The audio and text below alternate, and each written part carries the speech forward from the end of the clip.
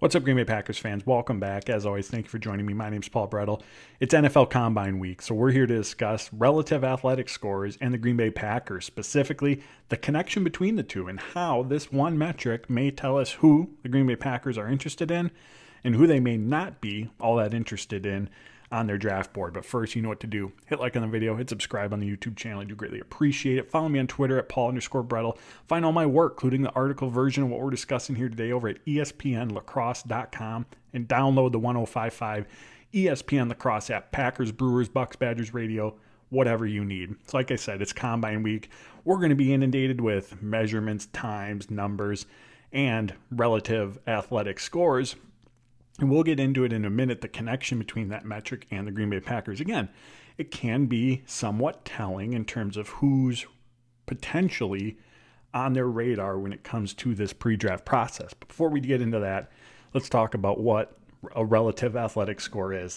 This formula, this metric was created by Kent Lee Platte, and it allows us to easily compare players within a respective position group, the same position group, to see how they stack up, how they compare athletically to one another. I mean, think about it. If we have two wide receivers, you have the 6'4", 210-pound receiver. Maybe you have another 5'11", 190-pound receiver. One does really well in the 40-yard dash. One does really well in the agility drills, the three-cone, the shuttle. How do we know who the better athlete between those two receivers are? Well, that's where relative athletic score comes into play. Using his formula, it takes all of that information and converts it into an easily digestible number on a 0 to 10 scale that allows us to see point blank who the better athlete is. The higher the score on that 0 to 10 scale, the better the athlete that player is. And 5.0 is considered to be average. If a player scores 8.0 or higher, they are in the top 20% of their position group all time, going back to 1987 in terms of overall athleticism. And again, these are historical numbers. It goes back, as I mentioned, to 1987. So it's not just within how does a prospect compare athletically to their position group in their respective draft class. Again, this information, this data goes back to 1987 to provide us some historical context as well when it comes to how these players test within their respective position group. So again, big thing to know here, takes all of that information, the height, the weight, the measurements, the times that they run, the bench press figures, all of that, and converts it to, again, as easily digestible number on a 0 to 10 scale. So we can see athlete A scored a 9.2, athlete B scored a 8.1. Athlete A is the overall, by testing metrics, better athlete. Again, giving us just a little bit extra insight into maybe who has an advantage in that regard.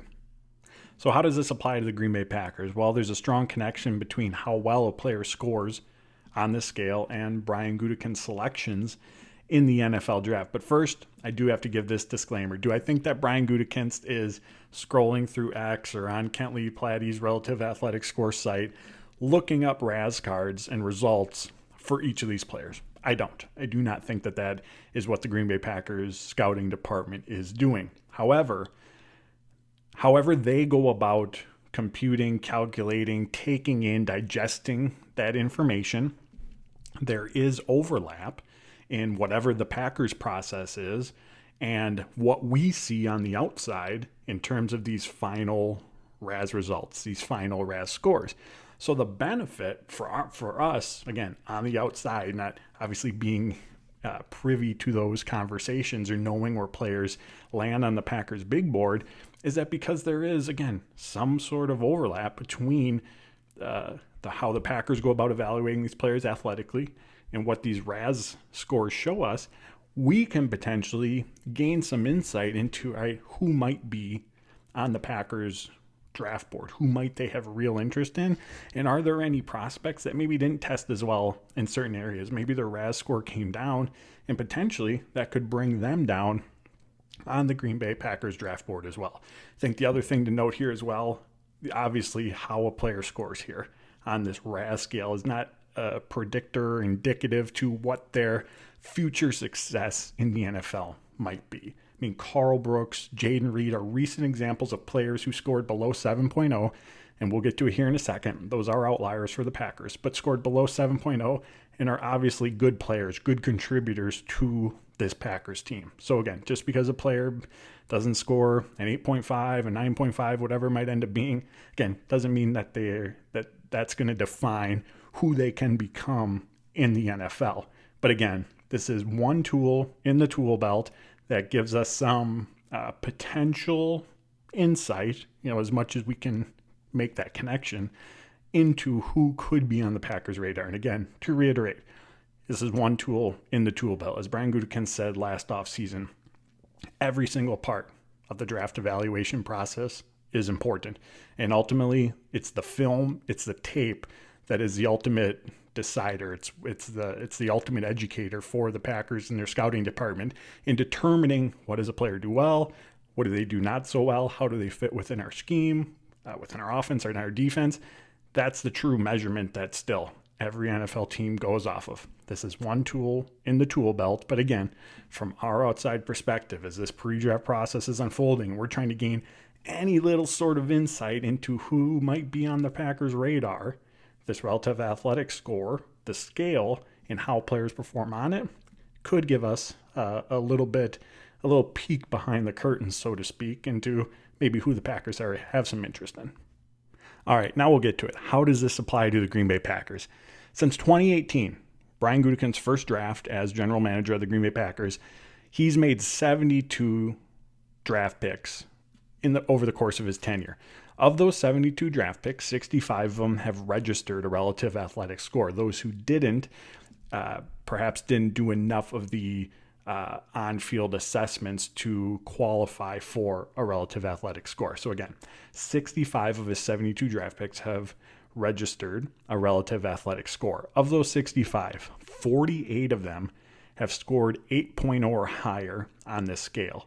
Of those 65, again, 28 of them scored 9.0 or higher. Again, that's the elite of the athlete when it comes to athleticism and these NFL players. Of these 65 players, again, that have registered a relative athletic score, only 10 have scored below 7.0. So, again, not completely take them off the draft board, but if you see a player that you like for the Packers and they score below a 7.0, they may not be up too high on the Green Bay Packers draft board. And of those 10 players who scored below 7.0, only 2 of them, Amari Rodgers and Jaden Reed, scored below a 7.0.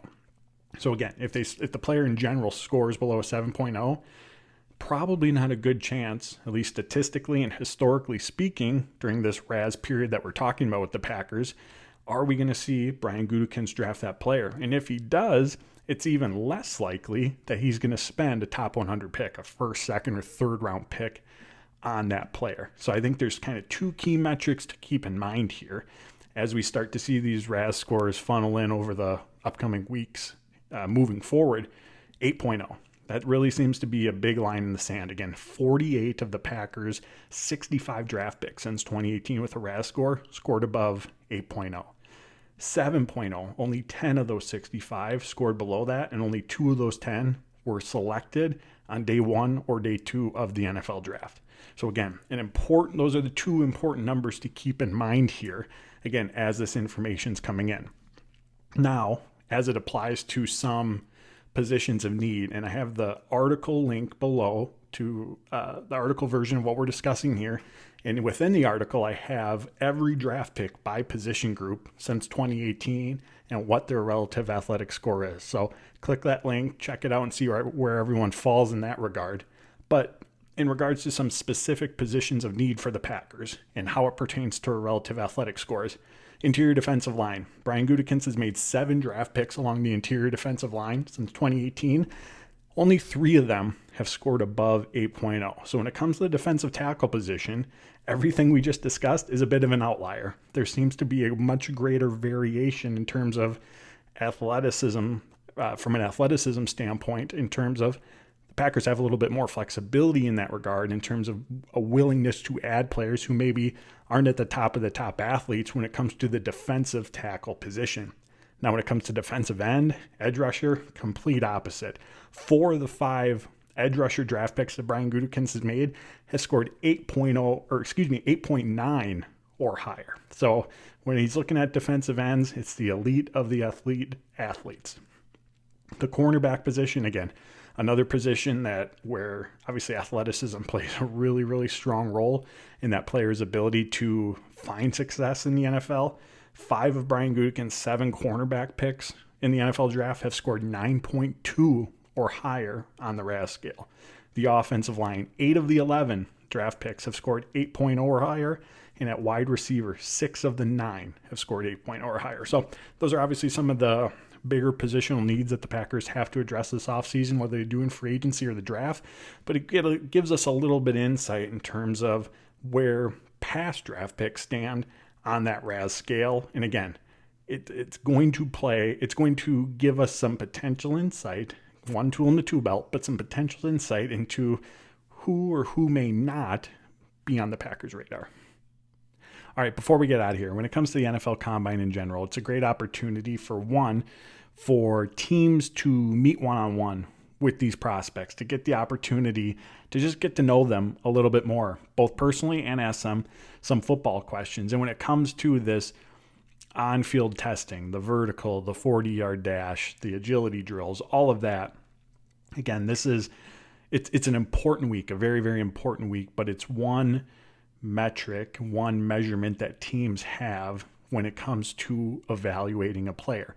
And I think the proper way to look at the NFL Combine is do the measurements. What you see take place on the field this week, does it align with what the tape shows? Do you see that movement ability? Do you see that speed on tape? And if you feel that what you've observed on tape, your notes, your scouting report aligns with what you're seeing in the testing, you have a really good framework of who you think this prospect is, and more importantly, projecting who that prospect can be within your system and at the NFL level. However, if the opposite comes true, and this can be positive or negative, a player at the NFL Combine perhaps can outperform their speed, their agility drills, their movement versus what you saw on tape. On the flip side, perhaps a player doesn't perform as well as you think they're going to, and at that point, it's an opportunity to go back and reevaluate the tape. What did you miss?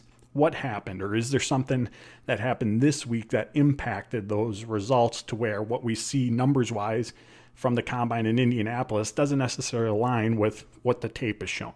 And it's an opportunity to go back, to reflect, to dive back in and really parse through and see if you can decipher where that difference is coming from. Again, it always goes back to the film. It always goes back to the tape.